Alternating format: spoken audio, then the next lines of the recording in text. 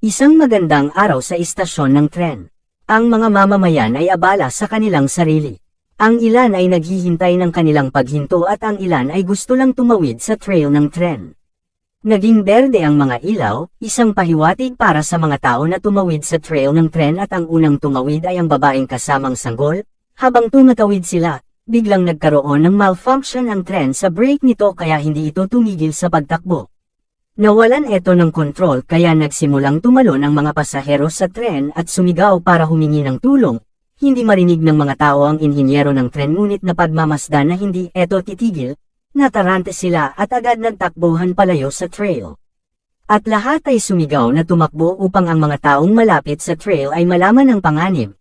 Nagpanik ang babae habang hinihila ang kanyang sanggol sa abot ng kanyang makakaya, humihingi siya ng tulong. Ngunit ang mga tao ay walang magagawa tungkol dito kundi sumigaw na dapat siyang makatakas. Gusto nilang tulungan ang inang ngunit parang ayaw nilang mamatay sa isang malagim na aksidente. Pagkatapos ay isang misteryosong lalaki sa likod ng karamihan ay agad na nawala. Ang misteryosong lalaki ay nakakagulat na tumayo sa harap ng tren upang iligtas ang umiiyak na ina na sinusubukan niyang protektahan ang kanyang sanggol. Hinarang ng misteryosong lalaki ang tren gamit ang kanyang mga kamay na nagsimulang magbanggaan ang mga sasakyan dahil sa hindi kapani-paniwalang lakas ng misteryosong lalaki. Nakarinig ng kalabog ang ina at nakaramdam ng malakas na hangin habang hawak ang kanyang sanggol sa pag-aakalang ito na ang huling hininga nila ng kanyang anak. Nagulat ang ina at hindi nagkaimik nang makitang ligtas na sila ng kanyang anak at nailigtas sila sa isang malagim na aksidente. Nakita niya ang isang lalaking nakatayo sa harapan niya. Tinulungan ng misteryosong lalaki ang ina na tumayo at tingnan kung ayos lang siya. Natulala at nagpasalamat ang ina, habang hawak ng ina ang kanyang sanggol. Parehong napaatras ang mag-ina na parang nakakita ng nakakatakot. Ang misteryosong lalaki pala ay may mukha ng bungo. Natakot ang mag-ina sa pag-aakalang dumating na ang kamatayan para sa kanila. Kung nakita mong kawili-wili ang video na ito, huwag kalimutang i-like ang komento at pindutin ang subscribe button para sa higit pang nilalamang tulad nito. Sa bahay ng misteryosong lalaki ay nagising siya para simulan ang kanyang pang-araw-araw na gawain. Zombie ang pangalan niya, tila hindi niya alam ang tunay niyang pangalan. Hindi niya alam kung ilang taon na siya at kung kailan siya namatay pero kahit nakakatakot at mukha siyang kamatayan, may pangarap siya. Pinangarap niyang maging kaibigan niya ang mga tao, pinangarap niya na balang araw ay hindi siya madidiskrimina at iiwasan ng mga tao. Sa kanyang pag-iisip, patuloy na mapabuti ang kanyang sarili kahit na ito imposible sa kanyang hitsura. Ngunit naniniwala ang zombie na hanggat siya ay nagsisikap, siya ay magtatagumpay. Naniniwala siya na para maging posible ang kanyang mga pangarap, kailangan niyang tulungan ng hindi mabilang na tao sa pamamagitan lamang ng paggawa ng maraming kabutihan tulad ng ginawa niya sa trail ng tren. Tulad ng isang beses na ang isang eroplano ay malapit nang bumagsak sa isang football stadium, na dinadala niya ang bigat ng eroplano sa kanyang mga balikat upang maiwasan ang pag-crash, ngunit ang mga tao ay nag-ambala nang makita ang zombie na may mabuting gawa. At minsan din noong naganap ang sunog sa isang kondominium ay umiiyak ang mga magulang na humihingi ng tulong na ang kanyang mga anak ay nasa loob pa ng gusali. Sinagip ng zombie ang mga bata at para naman sa bumbero at sa mga magulang ay pareho ang reaksyon ng mga tao sa football stadium dahil sa hitsura niyang zombie. Bumalik sa pang-araw-araw na gawain ang zombie, hindi talaga siya malakas sa orihinal na naaalala niya. Bago naging ganyan si zombie noong isang araw, isang pagsiklab ng zombie ang nagdulot ng apocalypse at ang lungsod ay nagkagulo. Nag-aaral si zombie sa paaralan noon, ngunit dahil biglaan ang outbreak ay biglang hindi nagkaroon ng pagkakataon ng zombie na makatakas at nakagat. Ang zombie noon ay naging isang ordinaryong zombie, yung nakikita ng mga tao na paging nagkakagulong at walang sariling isip at laging gutom sa karne at dugo ng tao. Hanggang isang araw nagsimulang lumitaw ang mga tao, lumilitaw na isang hukbo at survivalist ang nagturo ng isang grupo ng mga baril at missiles para sa isang grupo ng mga zombie. Hindi lamang sinunog ng mga tao ang mga zombie para panggatong ngunit ang mga tao ay lumikha din ng isang panghabang buhay na makina ng enerhiya sa pamamagitan ng pagsasamantala sa mga zombie. Naging pinagmumula ng kuryente ang mga zombie. Hindi alam ng ni zombie kung bakit gustong kainin ng mga zombie ang tao o kung bakit gusto ng mga tao na pumatay ng zombie. Para mabuhay si zombie kailangan niyang baguhin ang kanyang pamumuhay. Nagsimula ang pagsasanay ng zombie mula sa araw na iyon. Nagbuhat siya ng mga mabibigatang timbang, tumakbo, lumangoy at ehersisyo araw-araw. Ang isang malayang buhay ay nagsisimula sa kanilang sariling pagsisikap. Si zombie ay hindi kumain ng karne at kumain lamang ng protina na pulbos para sa 3 beses sa isang araw. Kahit napagod ang zombie, nagpatuloy siya sa pagsasanay kahit gabi. Hanggang isang araw naging malakas at buffed ang zombie, siya ay halos hindi matatalo. Matapos makuha ng zombie ang parehong kapangyarihan at kaalaman ay nagpasya siyang manirahan sa namumuong lipunan ng tao. Patuloy niya silang tinulungan para baguhin ang pananaw ng mga tao sa mga zombie. Nais ng zombie na mamuhay bilang isang sibilisado, masunurin sa batas at mabuting zombie. Bumalik sa pang-araw-araw na gawain ng zombie. Mukhang naubusan siya ng pagkain habang binubuksan ang refrigerator at naisip ang mamili para magkamay laman ang kanyang refrigerator. Isang araw, pumunta siya sa supermarket kung saan binibili ng zombie ang kanyang pagkain. Tinanong ng mabait at magandang cashier si zombie kung komportable ba siya magsuot ng maskara buong araw. Parang wala silang idea sa identity ng zombie, inutusan ng cashier ang mga empleyado na tulungan si zombie na ilipat ang mga items sa truck. Lumalabas na hindi lang 12-dosenang itlog ang binili ng zombie kundi isang buong stock na parang nagmamay-ari siya ng egg market. Si zombie na iniisip ang sarili niyang magandang araw na bumibili ng maraming itlog habang iniimbak ng 2 lalaki sa likod ng bush. May nagtatagong 2 lalaki na may balak na tanggalin ang maskara ng zombie dahil sa curiosity nilang makita kung sino ang nasa ilalim nito. Pinagmasdan ng mabuti ng mga stalker ang zombie kahit tapos na ang zombie sa kanyang mga gawain. Nakakunot ang noo ni zombie habang nakatingin sa papel na hawak niya. Lumilitaw na ang wanted na lalaki sa poster ay isang kilala niyang nagngangalang Ago. Ang poster ay nagpapahiwatig na ang antas ng panganib ni Ago ay SSS, ibig sabihin siya ay medyo S-tier zombie o dapat nating sabihin na boss level zombie. Ang kanyang bounty ay 9,999,226 yen. Balik sa mga stalkers ay mukhang nagsimula silang maghanap at mag-stalk kay zombie, nang buhatin niya ang isang buong eroplano sa football field noon. May pagdududa ang cameraman na baka na-scam sila ng media. Yung may bigot, sumasang-ayon lang sa cameraman habang nakatutok pa rin kay zombie na parang hindi maalis ang tingin sa kanya.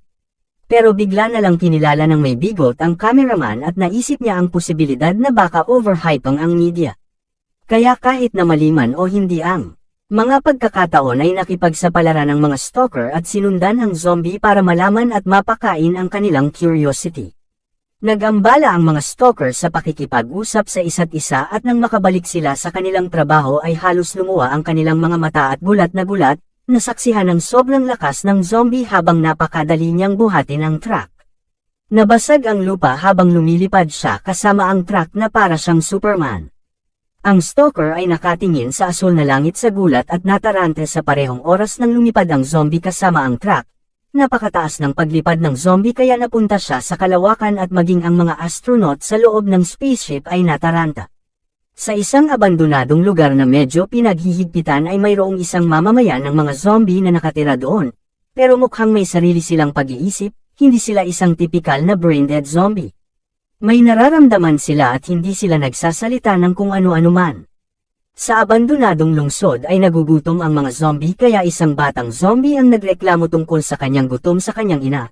Pero walang choice ang ina kundi sabihin sa anak na tiisin ito sandali.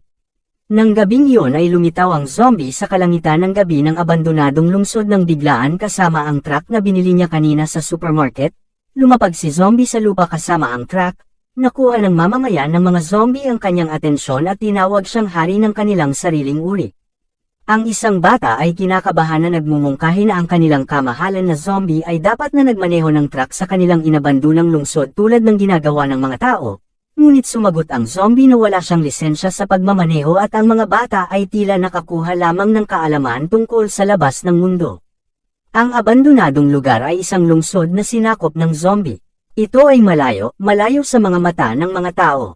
Inutusan ni zombie ang lahat ng kanyang uri sa abandonadong lugar na gumamit ng itlog upang palitan ang protina na nakukuha nila sa pagkain ng laman ng tao. Ang mga mamamayan ng mga zombie ay nagsimulang magpista sa mga itlog na binili ni zombie. Pagkatapos ay tinanong ni Zombie ang bata tungkol sa mga kasamahan niya. Itinuro ng bata ang main ng hotel ng abandonadong lungsod. Pagkatapos ay pumasok si Zombie sa main ng hotel para salubungin ang iba pang mga zombie na mukhang makapangyarihan tulad ng Zombie. Pinuntahan ni Zombie ang kanyang mga kauri na mga pinuno sa kanilang bayan.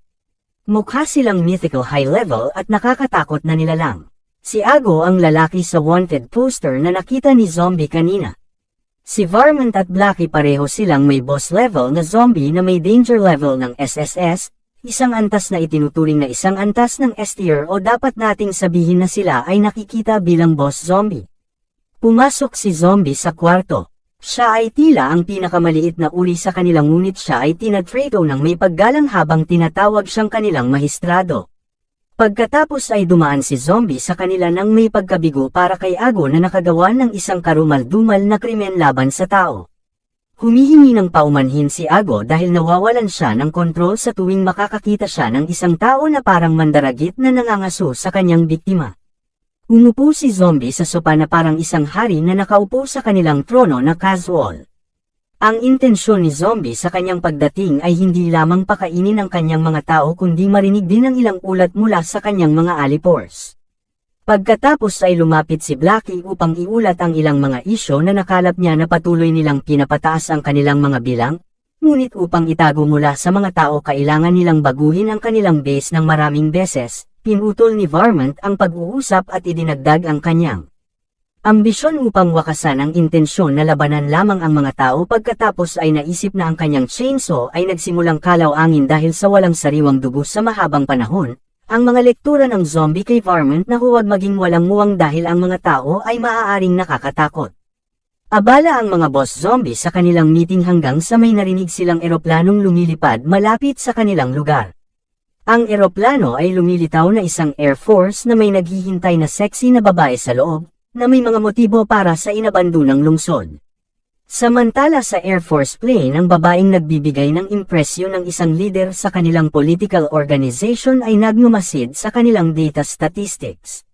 Habang tinitingnan niya ang data board, sinabi sa kanya ng kanyang mga kasamahan na normal at malinaw ang lahat ng signal at handa na itong gamitin para sa kagamitan. Pagkatapos ay hiningi niya ang payload. Ang kargamento ay tila isang malaking bomba na nakatakdang ibigay ng armadong nuclear warhead sa loob ng 20 minuto na ihuhulog sa inabandonang lungsod. Ang babae ay tila nasisiyahan sa pag-iisip na malapit na nilang bombahin ang abandonadong lungsod at kasabay nito ay galit na galit siya at may naaala sa bawat zombie na mukhang may traumatikong karanasan dito.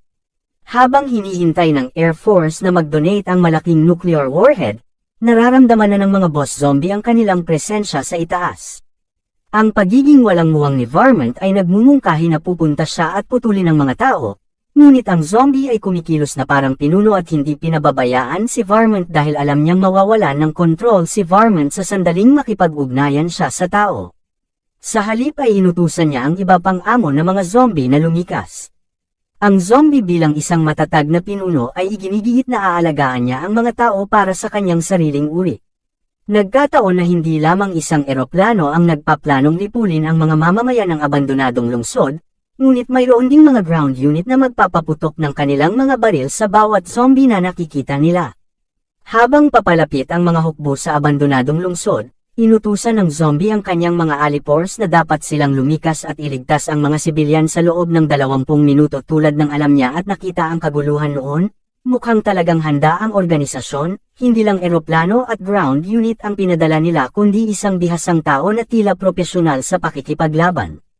Ang highly skilled person ay gutom na lipulin ang bawat zombie na nakikita niya, may tiwala siya sa sarili na patumbahin ang lahat ng humaharang sa kanya.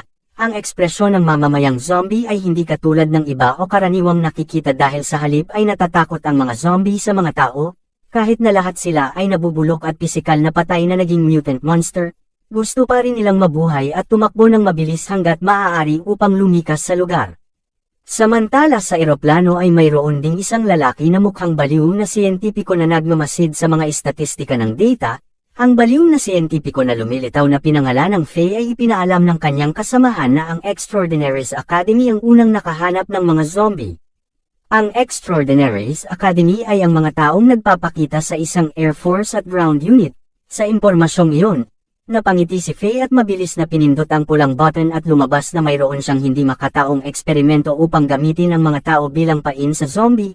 Ang mga tao sa loob ng hala ay sumisigaw para humingi ng tulong na may takot sa kanilang mga mata na sinusubukang makatakas sa sitwasyong iyon. Nalaglag ang hala na puno ng tao at tinambangan ng mga zombie ang hala. Habang tinatambangan ang mga tao, ipinaalam sa pangkat ng ground unit na ang kabilang team ay nakakita ng buhay ng tao at inutusan si Time na tumuloy sa markang lokasyon upang iligtas ang mga nakakulong na tao. Inilagay ng mga hukbo ang kanilang machine gun sa mga dulo ng kalsada sa mga lugar kung saan patakas ang mga zombie at nagsimulang barilin ang zombie. Ngunit sa kanilang pagbaril, napagtanto nila na ang mga zombie ay hindi maaaring mamatay. Mahigpit na hinawakan ng batang zombie ang kanyang kapatid habang pinapatay sila, ngunit hinarang ng kanilang kamahalan at pinunong zombie ang mga bala para mailigtas ang zombie na bata at ang kanyang kapatid. Ngunit naniniwala ang isang sundalo na walang ganoong bagay bilang isang hindi mapatay na zombie, iyon ay dahil lamang sa hindi sila gumagamit ng sapat na firepower, hindi siya nagdalawang isip na barilin ang kanyang rocket launcher para patayin ang zombie. Habang inilulunsad niya ang sandata na ginamit niya, lumilikha ito ng pagsabog.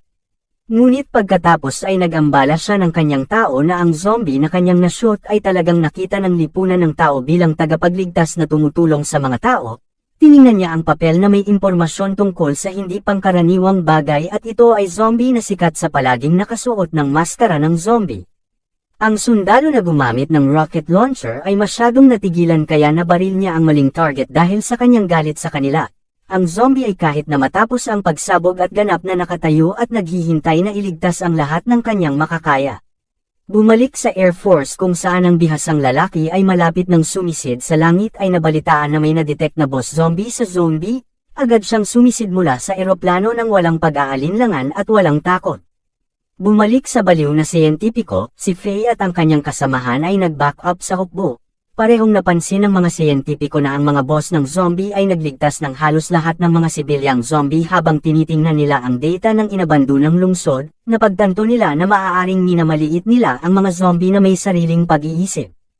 Iyon ay kapag si Faye ay pumila sa kanyang kasamahan upang gumawa ng isang hindi makataong pagkilos, upang ihulog ang isang grupo ng mga tao sa isang hala upang gamitin bilang isang pain.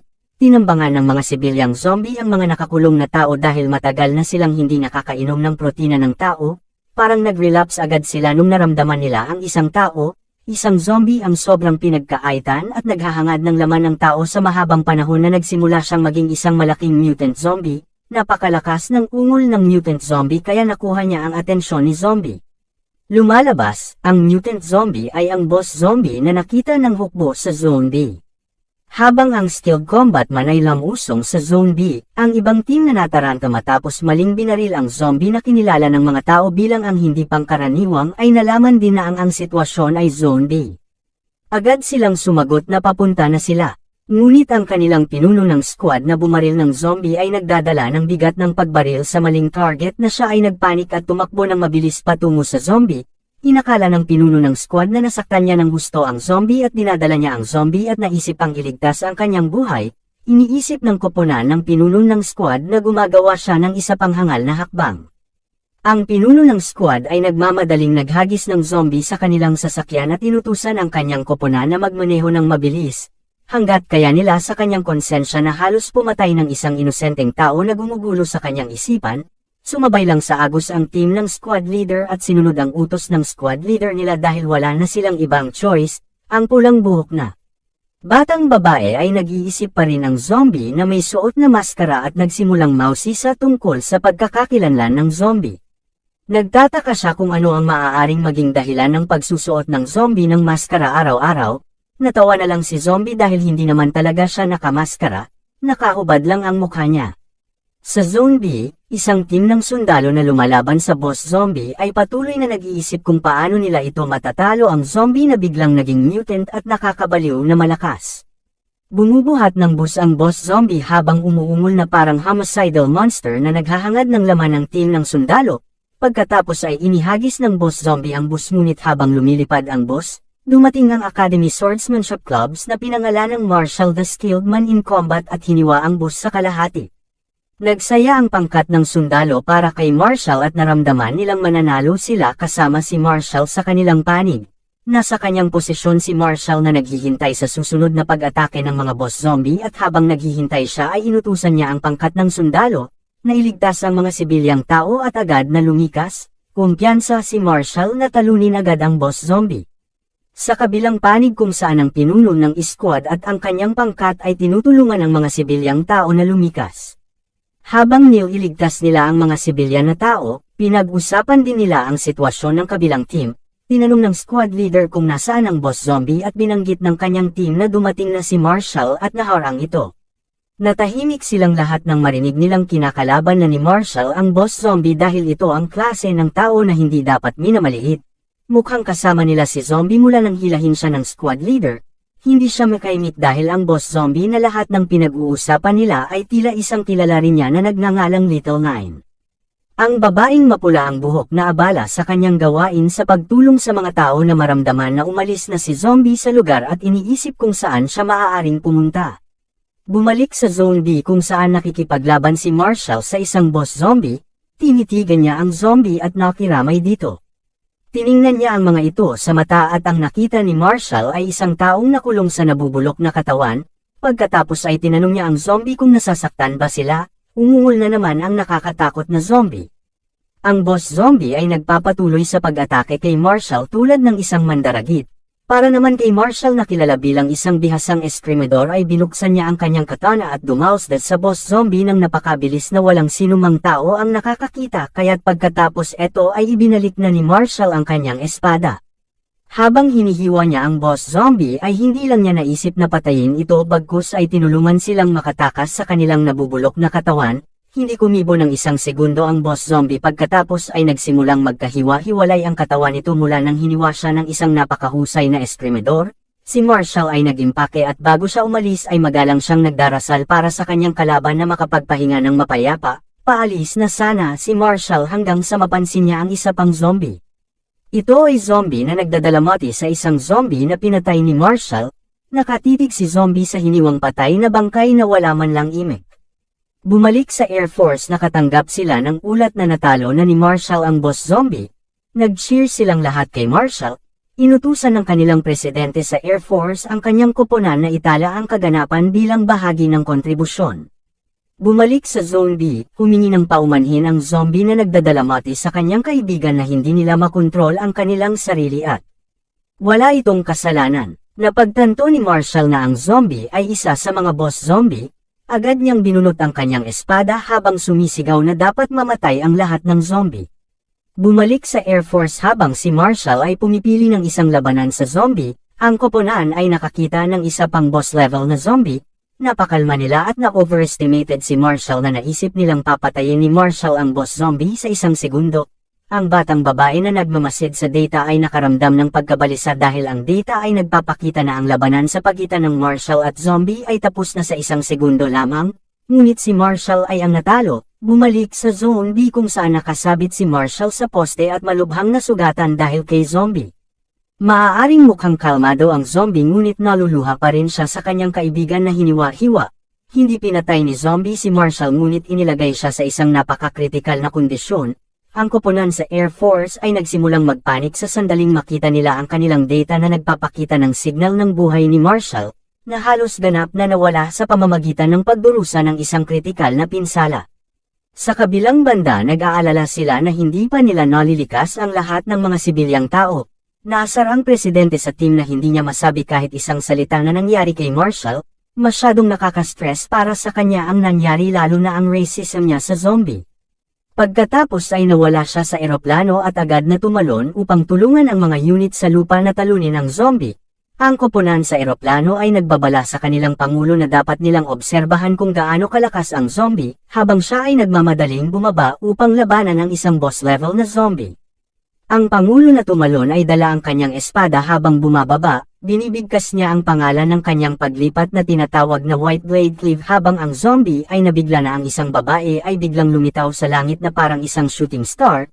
Nang iwagayway ng pangulo ang kanyang espada, tuluyan itong naputol sa sandaling tumama ito sa zombie, namangha ang Pangulo na masaksihan ang pagiging invincibility ng mga zombie. Habang tinangka ng Pangulo na labanan ng zombie, palagi siyang binabalaan ng kanyang team na hindi siya basta-basta makakasingil ng hindi sinasabi sa kanila, hindi sila makakapagpadala ng suporta sa kanilang presidente. Nakatayo ang Pangulo habang pinagmamasdan ang kanyang kalaban at tila hindi niya ito dapat maliitin kung hindi ay matulad siya kay Marshall. Humingi ng paumanhin si zombie sa paglagay ni Marshall sa isang napakakritikal na kondisyon. Ang zombie ay nag-aalala na kasuklaman siya ng mga tao. Siya ay nagtrabaho ng husto upang mahalin at tanggapin sa lipunan ng tao. Napagtanto ng Pangulo na ang zombie ay isang uri ng mutant o isang variant. Binunot niya ang isa pa niyang espada para labanan siya, muli na puno ng galit sa zombie. Muling ginamit ng Pangulo ang kanyang makapangyarihang espada na pinangalanang Enhanced Blade, pero gusto lang munang magsalita ng zombie at gustong linawin ang mga bagay-bagay. Tumakbo ang presidente para tamaan ang zombie ngunit nailagan ito ng zombie, agad na umatras ang presidente para gawin ang susunod niyang hakbang na tinatawag na Red Blade Flip. Nang umatake ulit ang Pangulo, ang mga poste at iba pang infrastruktura ay nanutol sa kalahati. Yumuko lang siya para iwasan ang malakas na atake ng Pangulo. Sobrang na-stress at nairita ang Pangulo sa husay at kakayahan ng zombie, gusto niyang patayin siya sa mga kamay niya pero hindi niya magawa. At iniligtas ng kabilang team si Marshall, dahil sa kanyang kritikal na kondisyon, nagsimula siyang magsalita ng kung ano-ano, habang sinusubukan ng sundalo ang kanyang makakaya. Upang iligtas siya, ang iba pang koponan sa Air Force ay nag-aalala para sa kanilang Pangulo na paulit-ulit nilang binalaan siya na ang mga sibilyang tao ay inilikas at dapat siyang umatras sa isang iglap. Samantala sa Zone D ay patuloy na hinahabol si zombie ng Pangulo. Mukhang hindi nag-aaksaya ng oras si zombie dahil kailangan niyang iligtas ang iba bago bambahin ng organisasyon ang lungsod. Nakalimutan naman ng Pangulo ang pangunahing misyon na ilikas ang mga sibilyan dahil sa matinding pagkamuhi nito sa zombie. Gusto niyang patayin ang zombie dahil sa inis, hindi lang dahil natalo ng zombie ang isa sa kanyang team. Nagtanong tuloy ang Pangulo kung bakit tumatakas ang zombie sa gitna ng kanilang laban. Siya ay tumugon na walang paraan na tumigil sa pagtakbo dahil ang intensyon ng Pangulo ay hatiin siya sa kalahati. Nilalayo ng Pangulo ang kanyang kapangyarihan sa pamamagitan ng paggamit ng Lato Level 2. Ang Lato Level 2 ay inspirasyon ng sining ng pagguhit, tulad ng pag-atake ng samurai, at pagkatapos ay isiving muli ang talam sa sunod-sunod. Sa kanyang Lato Level 2 ay tinulungan din siya ng kanyang mga bota na may advanced na teknolohiya na may parehong kapangyarihan ng isang rocket. Pagkatapos ay inilunsad niya ang kanyang sarili upang maabutan ang zombie. Nang sa wakas ay naabutan ng Pangulo ang zombie, inilabas niya ang kanyang espada at matagumpay na natama ng zombie na nahulog at nabaon ang ulo sa lupa. Naniniwala ang Pangulo na matagumpay niyang naalis ang kanyang target na may kasiyahan sa kanyang mukha. Kontento na ngayon ang Pangulo na sa wakas ay naalis na niya ang zombie at ipinagpatuloy ang pag-utos sa kanyang team na ibaba ang altitude ng eroplano para kunin siya. Bumalik sa baliw na siyentipiko na si Faye ay ipinaalam ng kanyang kapareha na ang mga taong sibilyan na nasa kanilang hala ay naligtas lahat. Sinabi ni Faye na may espiya sila na nagtatrabaho sa organisasyon na balak isabotahe ni Faye. Nagpalakpakan ang mga sibilyang tao at tumalon-talon dahil maililigtas na sila ng mga sundalo. Ang Air Force na may dalang Nuke, ang isa sa kanilang mga piloto ay nagtatrabaho sa Faye Act. Huli na nang mapansin ng co-pilot ang espiya na may balak na masama. Biglang pinindot ng espiya ang pulang buton, na nag-trigger ng nuke na ilunsad sa mga sibilyan, ang nuke na maaaring sumabog at sirain ang buong lungsod. Ang buong koponan na walang ideya na sila ay sinabotahe, na nagdidiwang na umaasa na makita ang kanilang pamilya pagkatapos nilang iligtas ang lahat ng mga sibilyang tao bilang kanilang pangunahing misyon. Ang mga piloto ay sumigaw at agad na binalaan ang lahat na huwag nang magdiwang sa kadahilan ng mayroong isang taksil sa kanila at ang nuke ay naihulog na. Napagtanto nila kung ano ang nangyayari, bigla silang nataranta.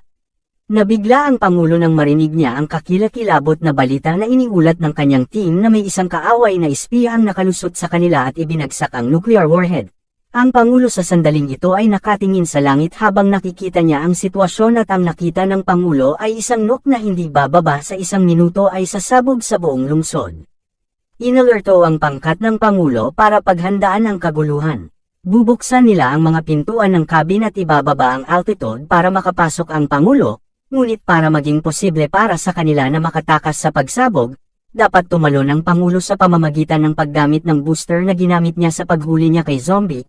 Sinubukan ng Pangulo na makatakas habang patuloy siyang binabalaan ng kanyang koponan na dapat ay nakasakay na siya sa isang iglap, ngunit ang leg booster ng Pangulo ay hindi gumana at may mga panghihinayang sa kanyang mga mata nang napagtanto niya ang oras na nasayang niya nang tumalon siya mula sa eroplano at tumakbo ng mabilis. Wala siyang ideya kung ano ang gagawin pagkatapos gamitin ang lahat ng kapangyarihan ng leg booster. Nagsisi siya sa hindi pag-charge ng leg booster bago pa man siya lumabas para sa misyon. Napalingon siya sa kaliwa niya nang maramdaman niyang parang pinagmamasdan siya. Nakita niya si zombie na diretsyong nakatingin sa kanya at parang nakikinig sa buong oras na kausap niya ang sarili niya. Hinawakan siya ni zombie at pinaikot-ikot ang Pangulo ngunit hindi para sa matamis na paghihiganti kundi para tulungan siyang makasakay sa eroplano. Sa paghagis sa kanya, ang Pangulo ay sumigaw habang siya ay itinapon na parang baseball. Mabuti na lang nakapasok siya sa loob ng eroplano at nakalapag ng ligtas. Nag-alala ang team ng Pangulo at tinulungan siya habang huminga siya ng malalim. Sa halip na magpasalamat, asar pa rin siya sa katotohanang buhay pa ang zombie na nakalaban niya. Ang Nook ay malapit ng dumaong sa lungsod habang ang zombie sa lupa ay naisip na pigilan ito bago nito sirain ang abandonadong lungsod na posibleng pumatay sa lahat ng mga sibilyang zombie. Humihingal si zombie at nabasag ang lupa habang naghahanda. Siya ay lumipad ng kasing bilis ng isang rocket, inilunsad niya ang kanyang sarili upang pigilan ang Nook. Nang sa wakas ay lumapit siya sa Nook, ginamit niya lamang ang kanyang kamay, tinawag niya ang kanyang pag-atake ng nuclear warhead catch tulad ng naimbento niya ito kamakailan. Ang lahat sa organisasyon kasama ang baliw na siyentipiko ay nakasaksi ng kabayanihan ni zombie, at lumikha ito ng isang malaking pagsabog sa kalangitan. Hindi makapaniwala ang Pangulo sa kanyang nasaksihan na posibleng maging ganoon kalakas ang isang mutant at basta na lamang napigilan ang Nook para sumabog sa lungsod. Tumayo sa lupa ang zombie pagkatapos noon, hindi man lang siya nasaktan o nasugatan. Ang tanging napunit lang sa kanya ay ang kanyang damit at nangati ang kanyang puwet. Samantala sa eroplano ng baliw na siyentipiko, pagkatapos ng pagsabog, napagpasyahan nilang mag-impake ng mga gamit at umalis sa ngayon. Lumalaban ang kanyang kapareha sa pamamagitan ng pagsusuri sa data na mayroon pa ring life signature sa lugar ng pagsabog. Hindi ito ang unang pagsabutahe ni Faye sa organisasyong na pinangalanang Beyonders Academy, ngunit naniniwala rin si Faye na hindi rin ito ang kanilang huli. Sisiguraduhin niyang makapunta sa Beyonders Academy sa susunod, at ang mga baliw na siyentipiko ay nagpatuloy ng umalis sa lugar. Kasalukuyang nasa eroplano ng Beyonders Academy, nakaramdam ng hiya ang Pangulo na parang nadurog ang kanyang dignidad na hindi man lang makapagsalita at nanatiling nakayuko. Dalawa sa kanyang koponan ang nag-aalala sa kanya dahil mukhang nalulungkot siya, ngunit naunawaan ng isa sa kanyang koponan ang kanyang sitwasyon, na ginugol ng Pangulo ang kanyang buhay sa pakikipaglaban sa mga zombie para lamang mailigtas sila sa huli. Lumapit ang batang babae sa Pangulo upang linawin ang mga bagay tungkol sa pagkakakilanlan ni zombie, kahit na sa lahat ng mga high-tech na kagamitan na mayroon sila, ang tingin nila ay zombie. May nakita sila tungkol sa pagkakakilanlan ni zombie na siya ang nakamaskarang bayani na sumikat kamakailan, kinumpirma ng koponan na si zombie ay nanirahan sa lungsod at nais lamang na itago ang kanyang pagkakakilanlan. Hinawakan ng Pangulo ang tablet ng napakalakas at parang mawawasak na ito at natutulala tulad ng pinuno ng squad noon. Pagkatapos ng insidente ay nagkaroon ng magandang hapon at ang mga tao ay natakot sa zombie habang siya ay dumaan na tila palaboy. Pumasok si zombie sa payphone para tawagan ang kanyang mga kaibigan, at masigasig na sumagot si Varmint na hindi na kailangang mag-alala si zombie at lahat sila ay ligtas na nakalabas. Ang karamihan sa kanila ay maayos at naghahanap ng bagong matutuluyan. Gamaan ang loob ng mga zombie at nangako siya na hahanapin niya ulit sila kapag nakahanap sila ng bagong tirahan. Bumalik sa bahay ni zombie, matapos ang isang mahabang nakakapagod na araw, sa wakas ay nakauwi na si zombie upang magpahinga. Natuntun siya ng Beyonders Academy sa pamamagitan ng paghack sa camera ng security footage ng apartment ni zombie. Nakita nila ang zombie na papasok na sa kanyang kwarto, pero naramdaman ng zombie na parang may nakatingin sa kanya at ibinalik ang tingin sa kanila. Nagulat ang Pangulo at ang kanyang pangkat. Habang nag-e-exercise si zombie, sumagi sa isip niya ang mga kaibigang zombie na itinuturing niyang pamilya. Nang makita niya ang larawan nilang magkasama, Iniisip niya kung ayos na ba ang kanyang pamilya at naisip ang bisitahin sila sa lalong madaling panahon. Nagulat si Zombie sa hindi inaasahang pagbisita ng Pangulo ng Beyonders Academy sa lugar niya. Inutusan ng Pangulo ang kanyang mga securities na kunin ang lahat mula sa kusina, banyo, kwarto at iba pa sa lugar ni Zombie. Ang mga securities ay kumalat upang sundin ang utos ng Pangulo habang si Zombie ay nakaupo at balisa. Iniisip niyang tumawag ng pulis dahil sa mga hindi niya inaasahang buwisita. Ang Pangulo ay naglabas ng isang legal na dokumento upang ipakilala ang kanyang organisasyon na tinatawag na Beyonders Academy. Ipinaalam niya sa Zombie na siya ay tinanggap sa akademya. Kaya't ang Zombie ay miyembro na ngayon ng Beyonders Academy nang walang pahintulot niya habang ang Pangulo ay kumikilos na parang napaka-casual na pumasok sa bahay niya. Pagkatapos ay inutusan ng Pangulo ang security na kunin ang Zombie para kaladkarin siya palabas ng kanyang tahanan. Ngunit lumalaban ang Zombie dahil hindi niya maalala na sumali siya sa ilang organisasyon na hindi pa niya narinig. Si Zombie ay patuloy na lumalaban sa mga seguridad dahil si Zombie ay hindi maaaring pumasok sa paaralan ngunit ang Beyonders Academy ay iniisip pa rin na siya ay isang tao. Ang mga security guard ay pawang nasugatan dahil sa pakikipaglaban sa Zombie habang dinadala siya palabas ng kanyang sariling tahanan. Ipinasok nila ang Zombie sa loob ng kanilang sasakyan habang ang babaeng pula ang buhok ay nagdududa sa desisyon ng kanilang Pangulo na naniniwala siyang medyo hindi nararapat.